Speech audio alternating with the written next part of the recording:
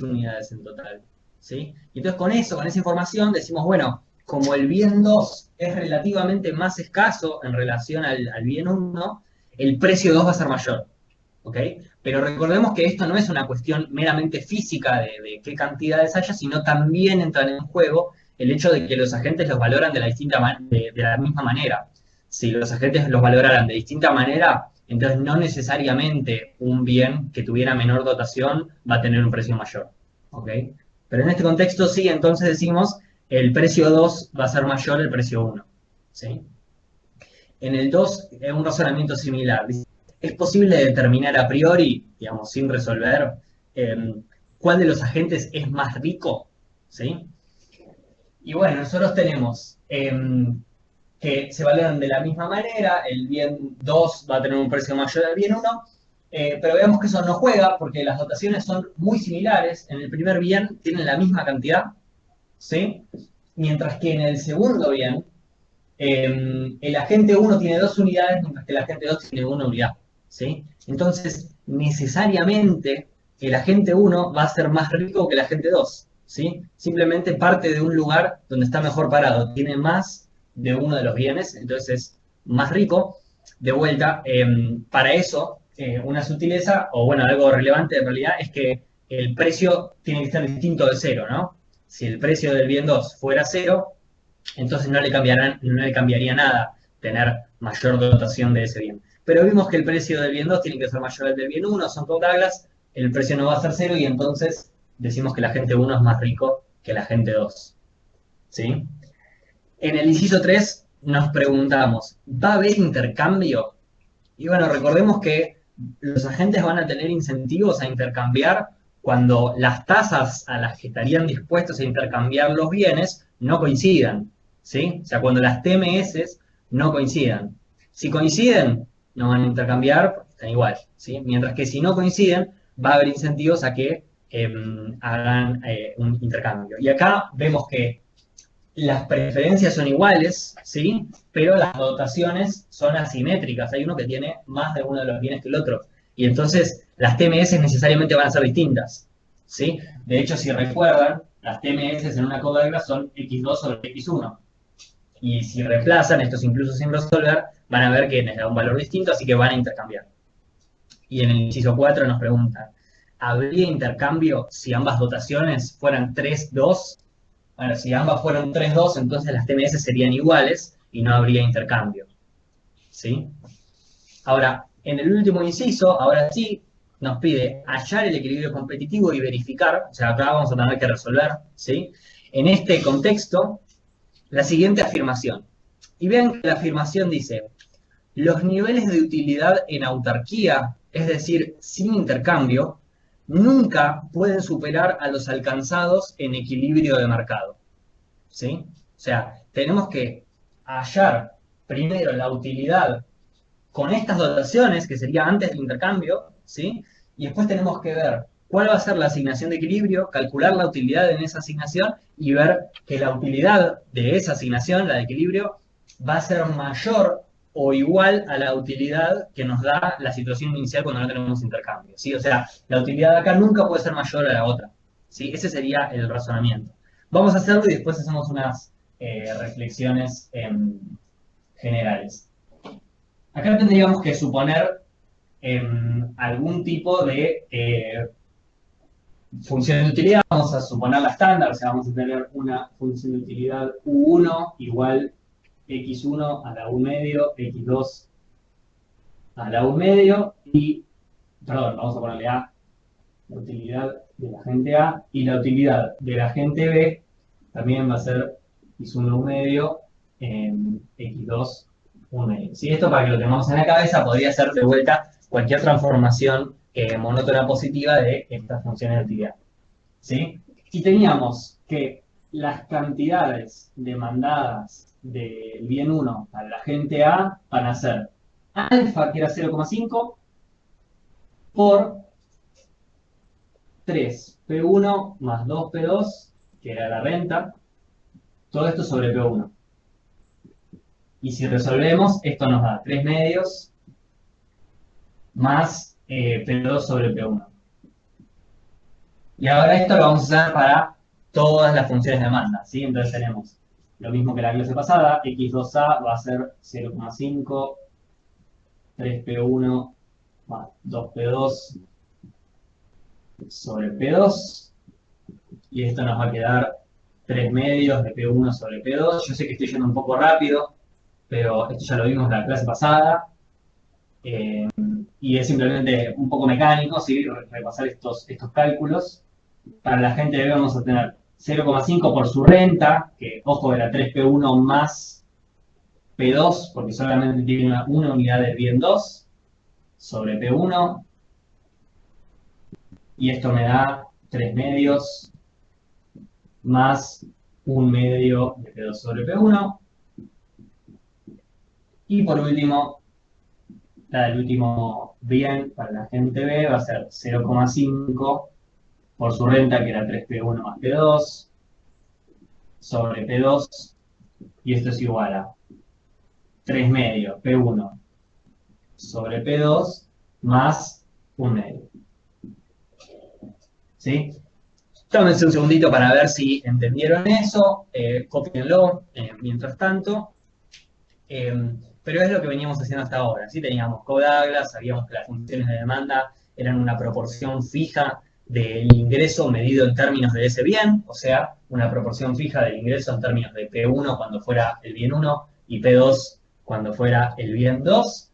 De ahí obtenemos las funciones de demanda, y el segundo paso para hallar equilibrios competitivos era aplicar la condición de vaciado. ¿Sí? Queríamos ver que además de que cada agente estuviera en su cantidad demandada, se vaciaran los mercados. Y entonces ahora lo que vamos a hacer es aplicar la condición de vaciado sobre el bien 1, que sería esta función de demanda y esta función de demanda. ¿Sí? Yo voy a borrar la última.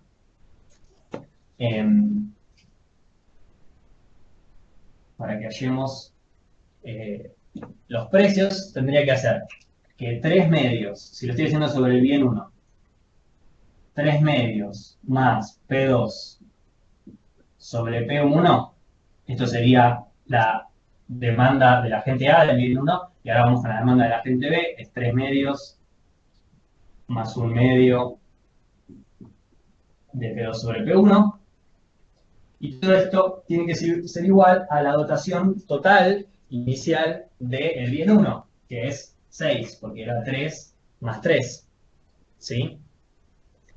Y ahora queremos encontrar P2 sobre P1 como si fuera una sola incógnita, digamos. Acá voy a tener 6 medios, ¿sí? 6 medios es 3, y acá voy a tener más 3 medios de P2 sobre P1, y esto va a ser igual a 6, ¿sí? Si despejo, me va a quedar que P2 es igual a 2P1, ¿ok? Entonces, tomando P1 como numerario, el bien 1 como numerario, me queda que P1 es igual a 1 y P2 es igual a 2, ¿sí?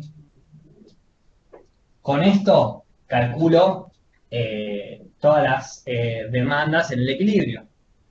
Tengo que evaluar en el punto acá, ¿sí? Yo le ponía esa rayita para cuando decíamos que evaluábamos en el punto, ¿sí? Esto sería 3 medios más 2.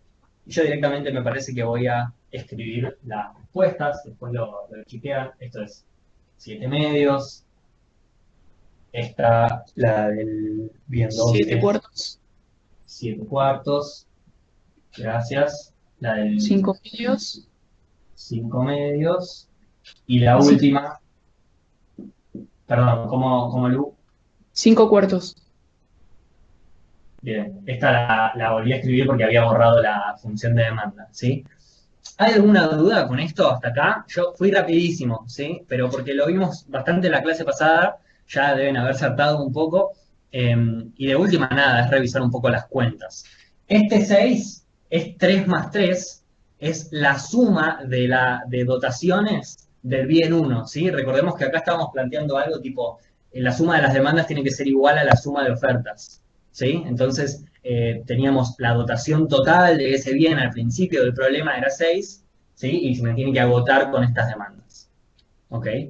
Pero acá teníamos una reflexión. Bueno, ¿Cómo calculan la utilidad? Ahora tienen que reemplazar estos valores, ¿sí?, en UA y UE.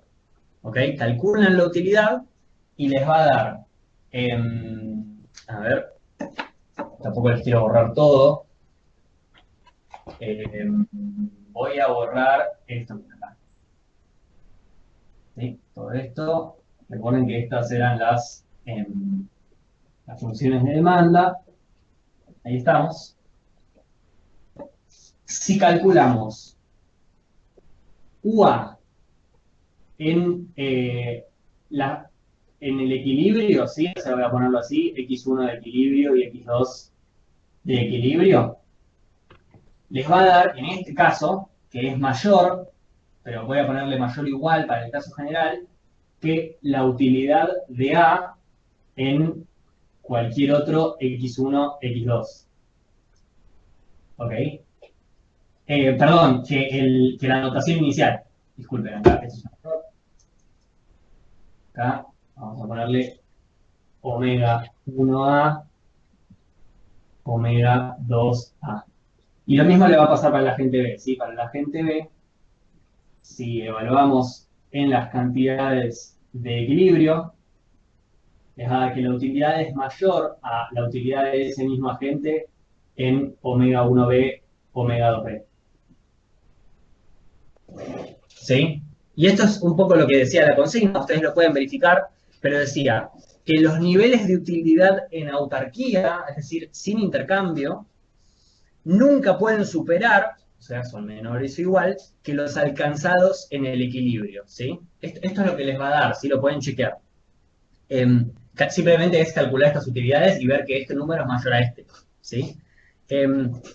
Y la gracia es, ¿por qué, digamos, intuitivamente, por qué creemos que se da este equilibrio? Y la respuesta es que si acá digamos, cada agente está intercambiando voluntariamente, ¿sí? O sea, tiene propiedad sobre lo que tiene al comienzo, ¿sí? Y puede elegir si intercambiar o no. Entonces, si la utilidad después del intercambio fuese a ser menor que la utilidad al principio, directamente no intercambiaría y se quedaría con la utilidad de la dotación inicial. ¿Se entiende? Esa sería un poco la intuición. La gracia es que no, que le conviene intercambiar y agotar las ganancias del comercio, ¿sí? Para estar un poco mejor. Y eso tiene aplicaciones en el comercio internacional, por ejemplo, un montón, ¿sí? Esta idea de que nos conviene intercambiar para estar todos mejor, ¿sí? Se usa muchísimo en economía internacional. Bueno, entonces esa era un poco la gracia de ese ejercicio. No sé si hay preguntas y si no, avanzamos con el ejercicio tuyo, Lu. Ok, bueno. Esperamos a ver si hay alguna pregunta, si no, sigo yo. Bueno, empiezo compartiendo pantalla mientras. Dale. Pregunten si hay preguntas. No quiero que se sientan amenazados o amenazadas. Pregunten con libertad. Siento que alguna pregunta tiene que haber.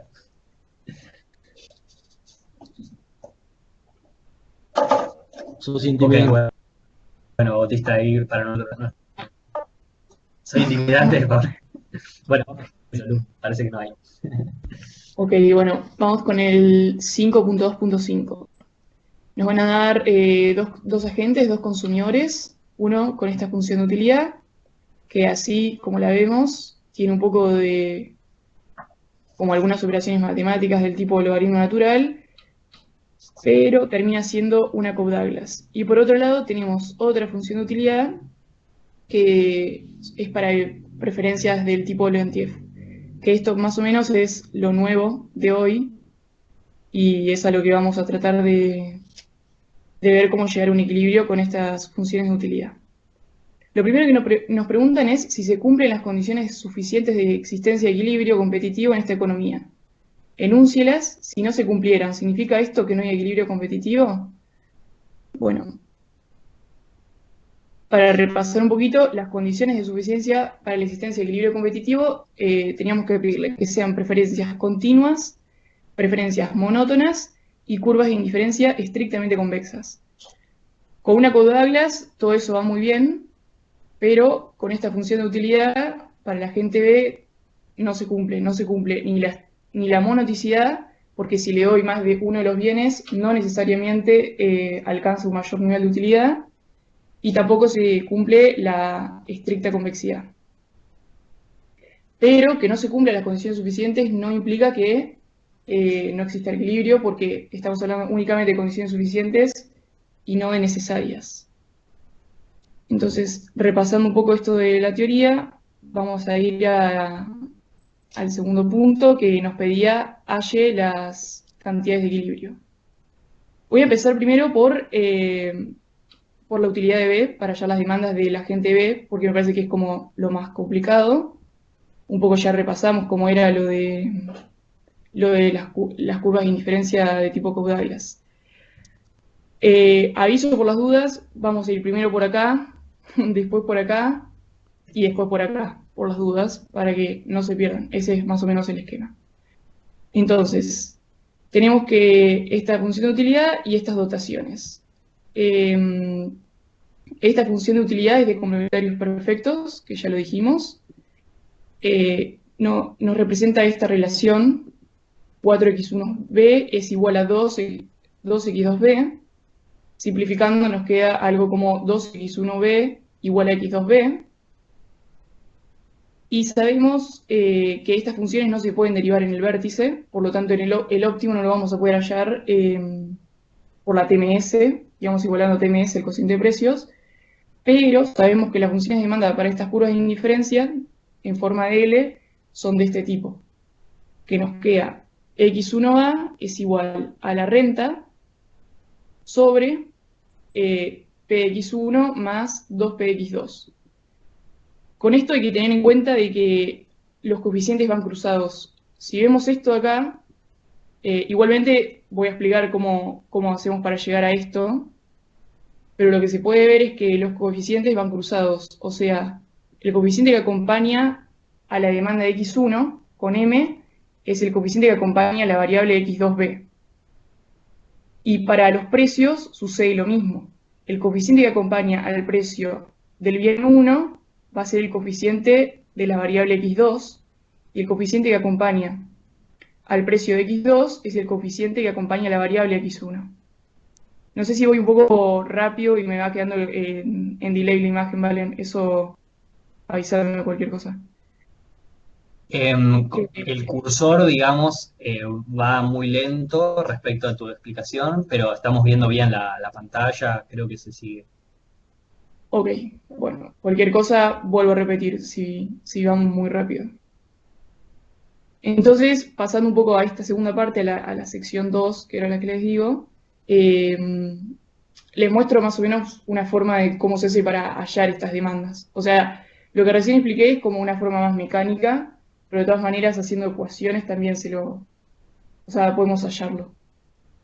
La ecuación de la recta presupuestaria sabemos que es esta. M es igual a px1 por x1 más px2 por x2, tomando la relación que nos indica la función de utilidad. Lo que sabemos que 2x1 de b es igual a x2 de b, y lo que vamos a hacer es, esta relación que está acá la vamos a reemplazar en la recta presupuestaria.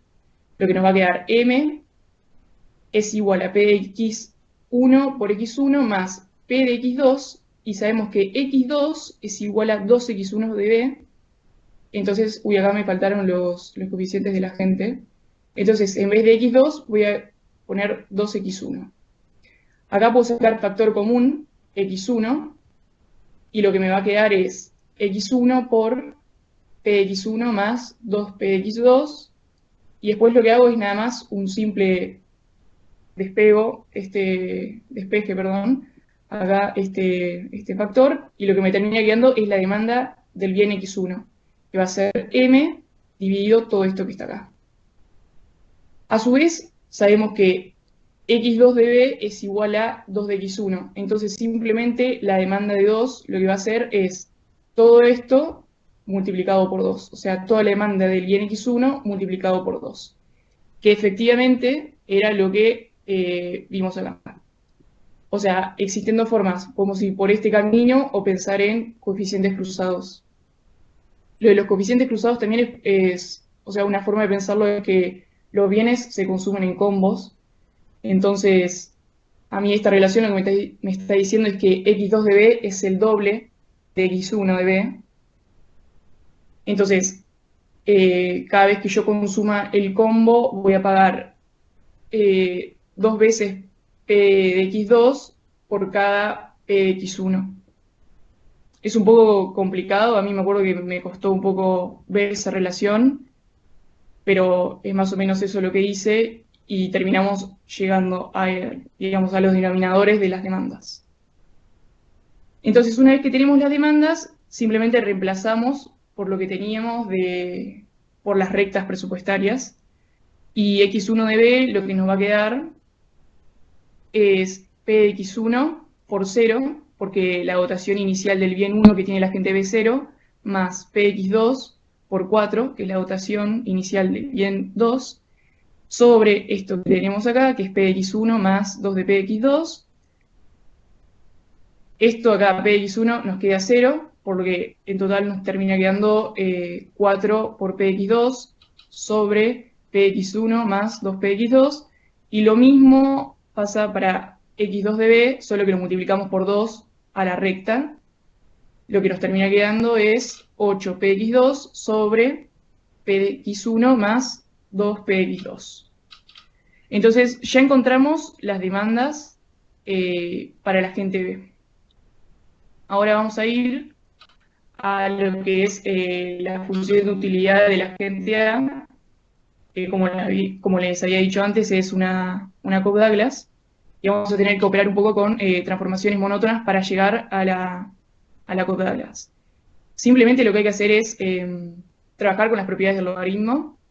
Lo que sabemos es que si, digamos, los exponentes pueden bajar adelante del logaritmo, por lo que vamos a hacer es subirlo para llegar a lo que a nosotros nos interesa, y después sabemos que la suma de los logaritmos es el logaritmo del producto de las variables. Finalmente el logaritmo desaparece y nos termina quedando que la utilidad de A, es igual a x1 de A a las 3 quintos por x2 de A a las 2 quintos, que es una Cobb-Douglas con las que nosotros trabajamos generalmente. Lo que hacemos, bueno, es, una vez que tenemos esto, encontramos las funciones de demanda, que voy a ir un poco rápido con esto, porque fue lo que recién más o menos hicimos con Valen también. Es 3 quintos por m sobre p de x1, reemplazo en m por lo que tengo con las dotaciones iniciales, que eran 5 y 0, lo que me va a quedar es 3 por 5px1 más 0px2 sobre 5px1. Este término se me cancela, los 5 se simplifican y me termina quedando que la demanda del bien 1 de la gente A es 3, ya digamos este resultado ya lo tenemos. Y para la demanda del bien 2 de la gente A, 2 quintos, que era el exponente que acompaña esa variable, por m sobre px2, lo mismo, multiplico por la recta y me termina quedando 2 por px1 sobre p de x2. Entonces ya tengo las 4 demandas, ahora lo que voy a ir es a la condición de vaciado para hallar el vector de precios. Como sabemos, por ley de Walras, con que hallemos, o sea, solo verifiquemos una de las condiciones, ya está bien, porque, o sea, nos asegura que si un mercado está en equilibrio, el otro también lo va a estar. Entonces acá repaso un poco la condición de vaciado. Lo que implica es que la demanda del bien 1 de la gente A más la demanda del bien 1 de la gente B es igual a la oferta del bien 1. O sea, demanda es igual a oferta, para no mezclarme. Lo que hago es la demanda del bien 1 para la gente A, 3 más 4 por px2 sobre px1 más 2px2 es igual a 5. Paso el 3 restando, me termina quedando 2. Y lo que hago es, este denominador lo paso multiplicando para este lado, distribuyo, y lo que me termina quedando es que puedo cancelar el término 4px2 de la izquierda por el 4px2 de la derecha, y lo que me termina quedando es 0 es igual a 2 px1, y finalmente px1 es igual a 0, o sea, uno de los precios nos quedó 0. Y ese resultado podemos arribar porque tenemos, o sea, justamente lo que estaba pasando es que las condiciones suficientes no se estaban cumpliendo. Tenemos una de las funciones de utilidad que es de complementarios perfectos, que no podemos derivar en el vértice y todo lo que hablamos. Entonces, llegamos a este precio. Lo que hacemos después es, tomando este valor, reemplazamos en las demandas, lo que nos, x1 de A ya sabíamos que era igual a 3. Con x2 de A lo que sucede es que multiplicamos 2 por px1 sobre px2 y nos termina quedando 0, porque este precio es 0. O sea que del bien 2, el agente A demanda solamente 0, la asignación final es 0. Para el bien 1 del agente B, reemplazamos por 0 acá abajo, en el denominador, que es donde aparece px1, y lo que nos termina quedando es 4px2 sobre 2px2 es igual a 2. Así que demanda 2 unidades de ese bien, el agente B, y para x2 de B hacemos lo mismo. Acá se me va, me queda 0, y me termina quedando 8px2 sobre 2px2, que es igual a 4. Entonces Sí. obtuvimos, perdón. No, bueno, primero que justo esos últimos numeritos de X1B y X2B, al menos en mi pantalla está justo tu imagen, pero bueno, queda claro que decía 2 y 4, Para, ¿no? ahí se ve. No, ¿no? No, sí, a mí me lo sigue tapando al menos, pero bueno, eran 2 y 4, es un despeje sencillo. Ah, ahí se ve. Bueno, ahí de a poquito se va viendo. Y después había una pregunta de Edmundo que decía si el segundo teorema del bienestar es lo que conduce a la ley de Walras, y la respuesta es que no, que la ley de Walras se desprende de una cuestión contable de que si se satisfacen las restricciones del presupuesto, entonces se tiene que cumplir que al vaciarse un mercado se vacíe el otro. Para eso, en realidad, lo que estamos suponiendo es que los agentes están sobre la recta presupuestaria y no hacia adentro, y con eso creo que ya sería suficiente. Igual no nos vamos a meter mucho con ese punto, ¿sí? Ok. Y bueno, ya acá completamos el inciso 2. No sé si hay alguna pregunta, algún problema de despeje después, no sé si tampoco si se entendió bien lo de cómo hallar las demandas para la utilidad de la gente B. O sea, lo más complicado del ejercicio era, o sea, cambiar un poco, no tener siempre dos Cobb-Douglas y ver cómo se llega a las soluciones cuando tenemos una de las funciones de utilidad como complementarios perfectos. Ese sería más o menos el truco del ejercicio. Eh, A ver, vuelvo a... ¿Alguna duda entonces? Cualquier duda que tengan, ¿eh? Que es difícil lo que estamos viendo. Eh, bueno, si no, bueno, si aparecen dudas sobre lo que veníamos hablando, dentro de los próximos minutos podemos volver y revisarlo desde última. Ujú. Eh, bueno, eh, mientras tanto, ahora vamos a avanzar al punto 5.2.4, mientras aparecen las preguntas. Ahí va, a ver. Podrías volver a la primera diapositiva si les hago una foto. La ganaste del griego final para con respecto a la votación inicial. Sí, es verdad que... Pero igualmente pensá que como tiene una función de utilidad que es una Cobb-Douglas y uno de los bienes finales le quedó 0, la utilidad final le termina quedando 0 porque es un producto de dos variables. Por lo tanto, que sea 3 o que sea 5 no le da, digamos, no le hace diferencia porque la utilidad le termina dando 0 y lo que hace es cederle bienes a la gente B. Básicamente ese es un poco lo que pasa. Está bien lo que notaste, o sea, pero, pero eso es lo que pasa cuando En general, o sea, son las cosas raras que pasan cuando tenemos este tipo de utilidades. Y los precios dan cero. Ah, y para que paso la primera era, pidió. La primera diapositiva. Ah, Voy un poco rápido, así no perdemos tiempo y pueden ver otros ejercicios. dale, tranqui, igual creo que vale la pena como que hagan o sea, que se reflexione bien sobre eso, porque es como pesado y es importante, interesante.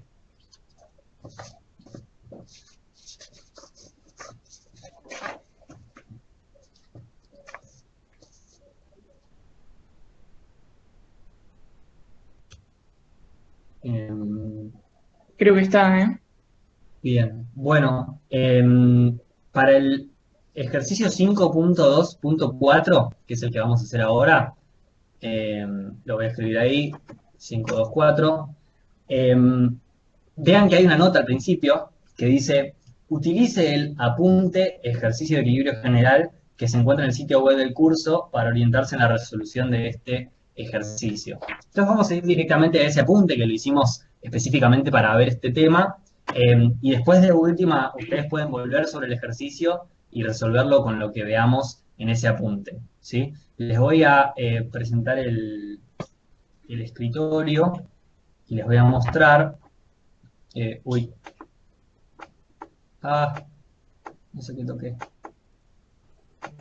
Ahí está. Bueno, este es el apunte, ¿sí? No sé si ahí lo están viendo. El ejercicio de equilibrio general, microeconomía 1, Ahí sí. cátedra Petricular, ¿sí? ¿Se ve? Sí, sí, sí, ahí está Carano, ahí se ve.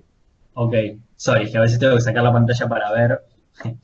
Bueno, veamos. Lo que vamos a hacer acá es resolver un ejercicio de equilibrio general en una economía de intercambio puro con preferencias genéricas de tipo Cobb-Douglas.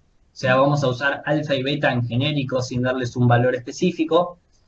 Si, bueno, nada, están sumando uno, ¿ok? O sea que si no tuvieran a Cobb-Douglas para hacer tuviera exponentes distintos, perdón, o sea que no sumaran uno, habría que primero transformarla y después se aplicaría todo lo que vamos a ver acá. Tenemos dos agentes, dos bienes, y nos dan acá, bueno, acá tenemos las funciones de utilidad y las dotaciones que también están expresadas en términos genéricos, ¿sí? Y vamos a ver cómo se va resolviendo esto desde el principio, digamos, desde la maximización de utilidad de los agentes. Y la idea con hacerlo genérico es un poco que ver que este análisis vale en general, y también bueno, que podamos entrenar un poco la resolución de problemas genéricos, ¿sí? O sea, lo que estamos buscando es llegar a una solución paramétrica, que ya encontramos la solución en términos de la dotación inicial, por ejemplo, y entonces después vamos a poder calcular muy fácilmente cuál sería el resultado para distintos valores de la dotación inicial, ¿ok? Si fueran 1 o 2, simplemente reemplazaríamos en esos resultados y obtendríamos la solución. El objetivo es hallar el equilibrio competitivo de la economía y recordemos, bueno, acá la definición, es una asignación y vector de precios tales que se vacía el mercado. Vamos a la resolución. Tenemos que cada individuo, ¿sí?, va a maximizar su utilidad, o sea, acá que depende de los bienes 1 y 2 que tenga ese agente, y va a estar sujeto a una restricción de presupuesto, ¿sí? Entonces esto, si recuerdan los problemas de maximización restringida con restricciones que se ven en análisis 2, lo podemos expresar de esta manera: maximizar la utilidad eligiendo las variables x1a y x2a, ¿sí? Estas van a ser las variables de elección. Y acá está nuestra restricción. P1x1a más P2x2a tiene que ser menor o igual a la suma de cada precio por la dotación inicial correspondiente, ¿sí? P1 por omega 1A, P2 omega 2A. Recordemos que los omegas y los alfas están dados, pero los precios y las cantidades X son nuestras variables, ¿ok? Acá hay una cuestión, en realidad el problema que estamos resolviendo es este, con menor o igual, ¿sí? O sea que podríamos tener puntos que no estuvieran sobre la restricción de presupuesto, sino dentro del conjunto presupuestario, pero no en la frontera. Pero eso deja de ser necesario una vez que asumimos que las preferencias son monótonas, ¿sí? Como las preferencias Kohlberger son monótonas, entonces los agentes nunca van a consumir dentro del conjunto presupuestario. Siempre van a querer consumir un poco más, gastar un poco más de su dinero para consumir nuevos bienes y aumentar el nivel de utilidad, ¿sí? Y entonces podemos reexpresar el problema con una igualdad en vez de una desigualdad, ¿sí? Esto, lo vieron en teoría del consumidor, se resuelve planteando un lagrangiano. Lo que pasa es que en teoría del consumidor, en equilibrio parcial, cuando los precios y la renta estaban dados, el otro lado del igual, esto que está acá, era simplemente la renta, ¿sí? Era un número. Mientras que acá la tenemos que expresar en términos endógenos, en términos de las dotaciones iniciales. Lagrangiano entonces nos queda la función objetivo, que es la función de utilidad, más lambda por la restricción con el término independiente pasado restando, ¿sí? No sé si recuerdan que esta es la forma de plantear el lagrangiano, obviamente hay muchas maneras. Obviamente yo no estoy mirando el chat, pero si hay preguntas, plantéenlas y me las lees, ¿sí? Sí. Tenemos entonces el lagrangiano y tendremos que plantear las condiciones de primer orden. Y esto, insisto, un poco ya lo vieron en equilibrio parcial, solo cambia un poco el hecho de que ahora m no está dada, sino que es esta expresión que tenemos acá, ¿sí? Pero tenemos la derivada respecto a x1a, que es lo que va a desear consumir del bien 1, lo mismo para el bien 2, y por último tenemos la restricción, que sería la derivada de la función de Lagrange respecto al multiplicador, ¿sí? Lambda. Bueno, hay un montón de formas de resolver este sistema de ecuaciones, tiene 3 ecuaciones. Una, veo que ahí me vibra el chat. Una es hacer el Lambda cociente. Ajá, perdón. Decime. No, que te iba a leer la pregunta. Uriel pregunta si el lambda no debería estar restando. Es como Está bien. En realidad, para la interpretación de lambda, eso va a cambiar, ¿sí? O sea, va a ser relevante para la interpretación de lambda si le ponemos un menos acá adelante o no se lo ponemos. Pero para plantear y resolver las condiciones de primer orden y hallar las asignaciones de equilibrio, no va a ser necesario poner un menos o un más, nos va a dar lo mismo. Y eso tiene que ver con que los menos o los más se me van a terminar cancelando cuando yo resuelva el sistema, ¿sí? Esto quizás no se ve tanto en análisis 1, pero la realidad es que esta función es lo mismo plantearla con un menos o con un más, y de hecho también es lo mismo si este menos es un más o al revés, siempre y cuando cambiemos también el signo del primer término. Nada, no quiero que nos enfrasquemos mucho en esto. Si tienen un tiempo en Mate para Economistas, péguenle una vuelta de tuerca para entender por qué este signo no nos cambia mucho el resultado. Tiene que ver con las propiedades de los determinantes. Y si quieren, bueno, nada, me lo pueden preguntar por mail. Pero el punto es que ese menos no nos molesta y entonces podemos seguir, ¿sí? No es un error. Si hacemos el cociente, entonces, entre las ecuaciones 1 y 2, que es una forma típica de resolverlo porque nos queda de este lado los precios relativos, ¿sí? Bueno, obtenemos esta expresión que, bueno, es un poco complicada. Acá hay algunas notas que pueden ver, relacionar esto con... Bueno, no, vamos a verlo. Esto que está acá es U' de x1, ¿no? Era lo que nos daba la función objetivo derivada respecto de x1. Y el término de abajo, que es este, ¿sí? El de la segunda ecuación, es la derivada de la función de utilidad respecto a x2. O sea, son las utilidades marginales, ¿sí? Entonces, si yo pusiera un menos de este lado y un menos de este, no estaría cambiando la ecuación, pero ahí se vería un poco más claramente que esto no es más que la igualdad de la TMS con los precios relativos, ¿sí? Y bueno, habíamos visto que esa era una condición de equilibrio para la gente, ¿sí? Que se encontrara una condición de optimalidad, en realidad. Para que la gente se encuentre en su óptimo, la tasa marginal de sustitución tenía que ser igual al opuesto del cociente de precios. Bueno, eso es lo que estamos viendo acá, que se deriva del problema de optimización de la gente que estamos resumiendo con esta función de Lagrange, ¿sí? Bien, de acá lo que hacemos es despejar el bien 2, ¿sí? Y esto lo reemplazamos en la tercera ecuación, que es la restricción de presupuesto, ¿sí? Si hacemos eso, reemplazamos 4 en 3, con algunos despejes que no creo que valga mucho la pena que revisemos ahora, sí, pero la cuestión es que estamos despejando para hallar x1a, ¿sí? Que es la única variable de todo esto. Veamos que tenemos dotaciones, todo eso está dado. P1 y P2, es cierto, son variables endógenas, pero justamente queremos encontrar la demanda en función a esos precios. Después tenemos x1, de vuelta a los precios, alfa y 1 menos alfa, que son parámetros, y de vuelta x1a. Entonces lo que queremos es despejar x1a en términos de los precios relativos y los demás parámetros del problema. Y lo que llegamos es a esto, que es la función de demanda.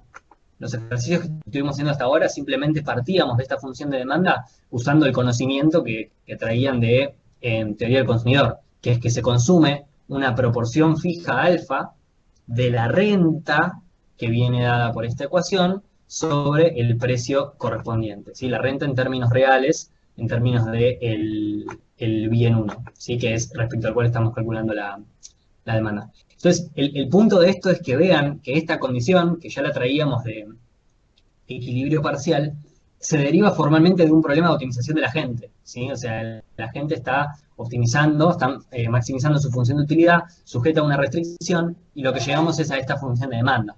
Y lo mismo vamos a hacer después con la demanda del bien 2, ¿sí? Veo que ahí hay preguntas, no sé si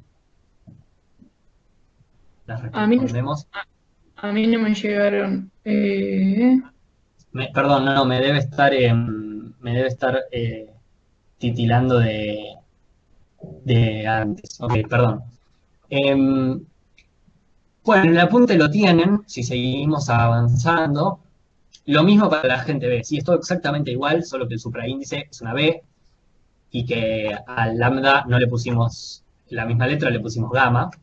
¿Sí? Pero lo que vamos a llegar es exactamente lo mismo. Vamos a partir de la maximización del agente sujeto a esta restricción, y lo que vamos a llegar es a la función de demanda, tanto del bien 1 como del bien 2, haciendo el mismo procedimiento. ¿Sí? De Ahora vuelta, sí, esta pregunta. decime. Se llega a lo mismo que en teoría del consumidor, solo que reemplazando la M por esa expresión, ¿no? Exacto, porque es todo igual, y como la gente no elige los precios, sino que elige las cantidades demandadas, entonces para el agente ese corchete que indica la renta es exógeno, ¿sí? En el sentido de que no lo puede elegir. Lo que pasa es que en equilibrio general estamos endogeneizando los precios, entonces los precios van a surgir del propio problema, ¿sí? No van a venir dados.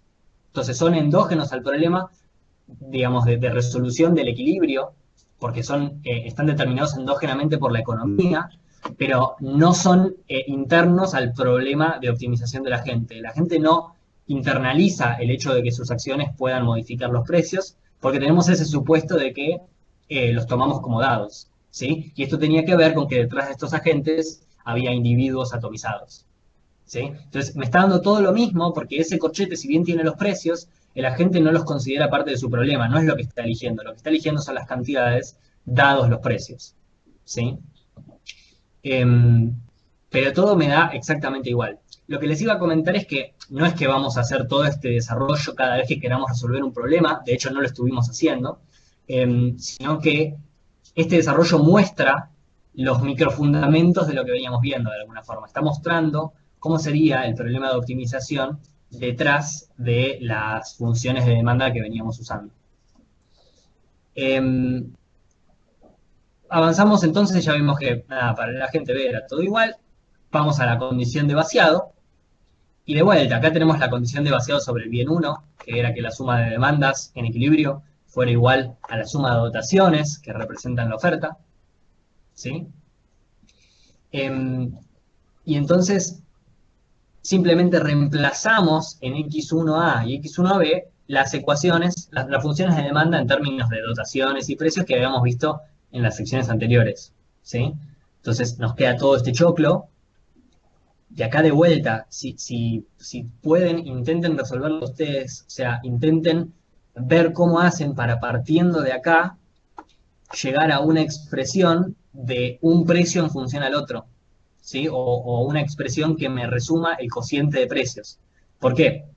Tenemos toda esta ecuación, ¿sí? Que la obtenemos con la condición de vaciado, donde los omegas están dados, ¿sí? Entonces tenemos un omega que está dado, P1, que es lo que queremos encontrar, omega dado, P2 también lo queremos encontrar, el alfa está dado, y así para toda la ecuación, ¿sí? O sea, tenemos parámetros como la dotación inicial y los exponentes de la Cobb-Douglas que vienen dados, y los precios que son lo que queremos determinar.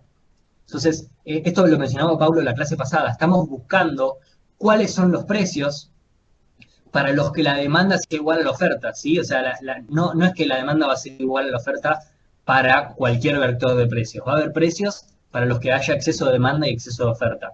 Y estamos buscando cuáles son los precios que me vacían el mercado, que hacen que el exceso de demanda sea igual a cero, o lo que es lo mismo, que hacen que la suma de las demandas sea igual a la suma de ofertas, ¿sí? Me parece que había una pregunta.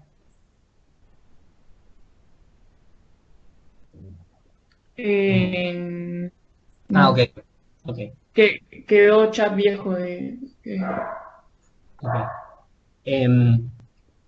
Bueno, de esta ecuación, cuyas únicas variables son los precios, podemos determinar los precios relativos. Consiste en despejar un precio en función al otro. Hay muchos pasitos por acá. La gracia es ir distribuyendo y después ir juntando todo lo que se pueda, hacer los factores comunes que se puedan. Y al final llegamos a esta expresión, ¿sí? Que es que el precio 2 va a ser igual a todo este cociente que depende de las dotaciones iniciales y las preferencias por el precio 1, ¿sí? Veamos que esto vale siempre, o sea, que si ustedes ahora tuvieran que resolver un problema de tipo Cobb-Douglas y tuvieran dadas las dotaciones y los parámetros de la función de utilidad, podrían venir acá y directamente reemplazar. ¿Se ve? Ni siquiera haría falta que hicieran todo el procedimiento que veníamos haciendo de igualar las TMS o de aplicar las condiciones de vaciado, etc. Simplemente vendrían acá y reemplazarían.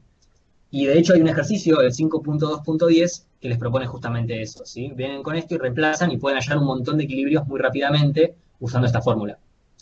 También se ve acá que lo que nos está determinando este problema son los precios relativos, pero no nos dice nada sobre los precios absolutos, ¿sí? Si queremos encontrar algo que no dependa de los precios, tenemos que asumir un bien respecto al cual se definen todos los demás precios. Entonces, si elegimos el bien 1 como numerario, tenemos que el precio 1 es igual a 1, y este sería el vector de precios expresado en términos de vector. ¿Se ve? El precio 1 sería 1, y el precio 2 sería todo esto que está acá, ¿sí? Bueno, esto de vuelta lo reemplazamos en las funciones de demanda y obtenemos todas los resultados, las demandas de equilibrio en términos paramétricos, o sea, en términos de las variables y parámetros exógenos del problema, ¿sí? Bueno, voy a dejar de compartir la pantalla, el apunte de ese lo tienen. Lo que queríamos ver en ese punto era cómo se resuelve un problema paramétrico, cómo podemos plantear el equilibrio general con Cobb-Douglas en genérico, y que entrenen un poco eso, ¿sí? Eso se usa un montón en todo tipo de modelos y creemos que es súper útil.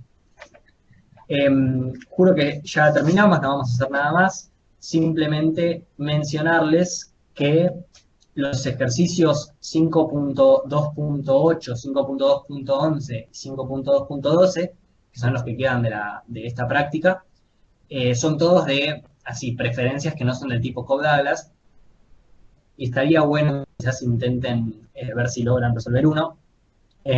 Tampoco se maten si no les salen, ¿ok? Porque son difíciles. Y bueno, cualquier cosa me pueden consultar, obviamente.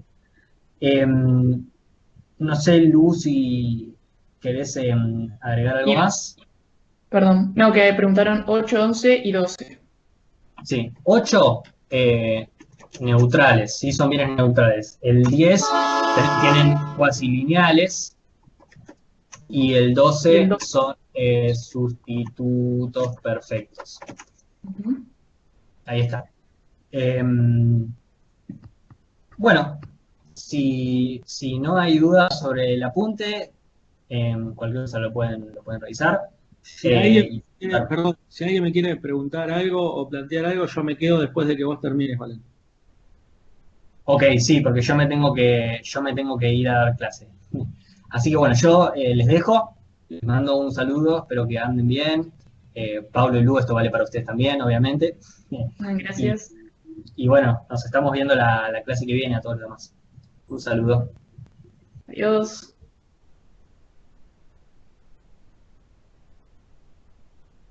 Paula, ahí nos están preguntando cuándo sabrían cómo les fue.